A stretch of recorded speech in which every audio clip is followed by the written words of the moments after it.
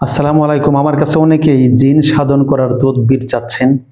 জিন কিভাবে সাধন করতে হয় এটা অনেকে আমাকে হোয়াটসঅ্যাপের মধ্যে মেসেজ করেন, ইমোতে মেসেজ করেন, আমার MFTV24 BD এই ফেসবুক পেজে, RFTV24 এই পেজে আপনারা অনেকেই মেসেজ করেন মেসেঞ্জারে এবং কমেন্ট করে বলেন যে হুজুর আমরা জিন সাধন করতে চাই, জিন কিভাবে সাধন করা যায় এটা অনেকেই বলে থাকেন।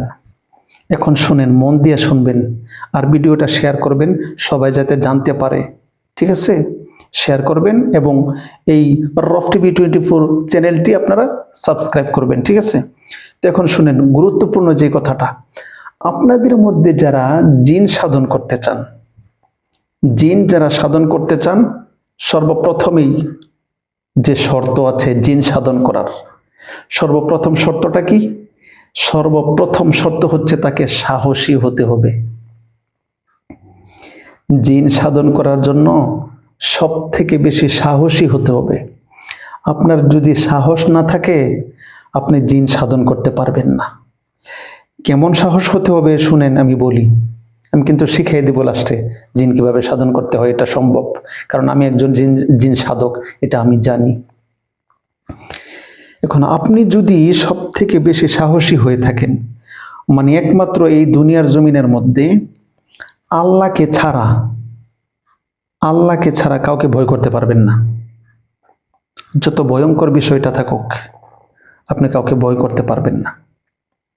এমনটি যদি হয়ে থাকে তাহলে আপনি জিন সাধন করতে পারবেন। এমন সাহসী হলে জিন সাধন করতে পারবেন। যখন সাধন করবেন তখন কি হবে ভয়ঙ্কর পরিস্থিতিটা শুনেন, আগে বলি। আপনি যখন জিন সাধন করবেন সর্বপ্রথম শর্ত কি বলছি? সাহসী হওয়া। প্রথম শর্ত সব থেকে বেশি সাহসী হওয়া। 2 নাম্বার শর্ত শুনেন, 2 নাম্বার শর্ত জিন সাধন করার 2 নাম্বার শর্ত। 2 নাম্বার শর্তটা হচ্ছে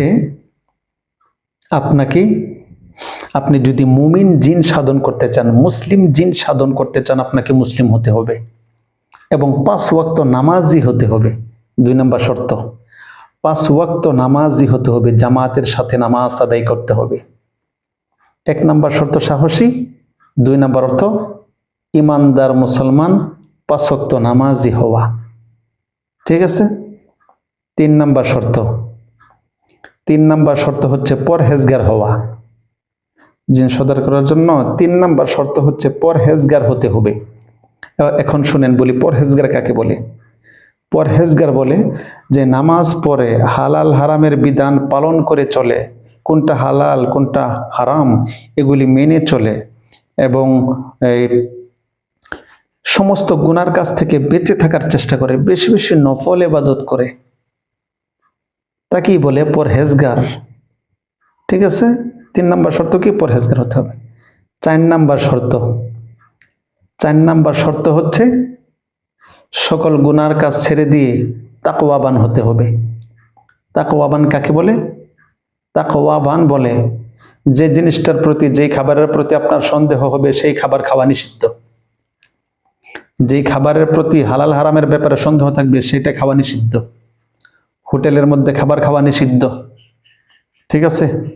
হোটেলের মধ্যে চা খাওয়া নিষিদ্ধ, হোটেলের গ্লাস দিয়ে পানি খাওয়া নিষিদ্ধ, আপনার প্লেটে অন্য কোনো মানুষ খাবার খাওয়া নিষিদ্ধ, আপনার গ্লাস দিয়ে কেউ পানি খাওয়া নিষিদ্ধ, আপনি যেই বিছানার মধ্যে ঘুমাইবেন এই বিছানার মধ্যে অন্য কোনো মানুষের ঘুমানো নিষিদ্ধ, এমনকি আপনার স্ত্রীও ঘুমাতে পারবে না